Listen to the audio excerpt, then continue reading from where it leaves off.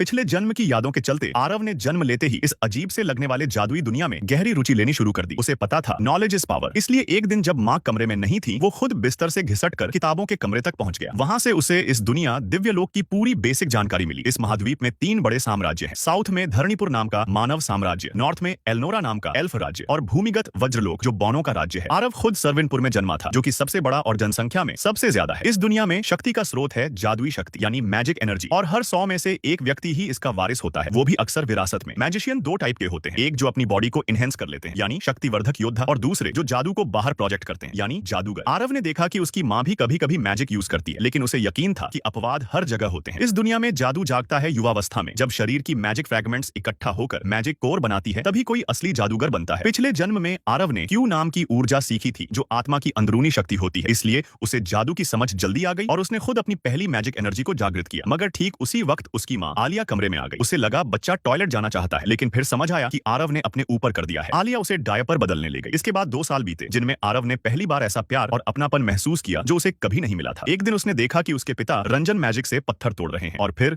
उस पर इंप्रेस होने की कोशिश कर रहे हैं। आरव बोला, हाथ से करते तो ज्यादा तेज होता, लेकिन असली मजा तो तब आया जब रंजन ने खुद को मैजिक से इनहेंस किया और अटैक किया। तब आरव को समझ आया कि उसके पापा एक शक्तिवर्धक योद्धा हैं। अब आरव से रहा नहीं गया, उसे खुद ट्राई करना था। आलिया उसे दोपहर की नींद के लिए ले जाना चाहती थी, लेकिन आरव ने अपनी क्यूट आंखों से माँ को देख लिया और माँ मान गई, बस थोड़ी देर के लिए। फिर आरव ने खुद पर प्रयोग शुरू किया। 2 साल में जो ज्ञान और अनुभव उसने लिया था, वो अब काम आ रहा था। माँ बाप को अब समझ आया कि उनका बच्चा कोई साधारण बच्चा नहीं, बल्कि लाखों में एक गिफ्टेड जीनियस है। फिर अचानक घर की छत से लकड़ी का टुकड़ा टूटकर आरव पर गिरने वाला था। उसे लगा अब सब खत्म, लेकिन तभी उसके माँ बाप उसके ऊपर कूद गए और अपनी जान पर खेलकर उसे बचा लिया। वो दोनों रो रहे थे, लेकिन आरव समझ नहीं पा रहा था कि ये एहसास क्या है।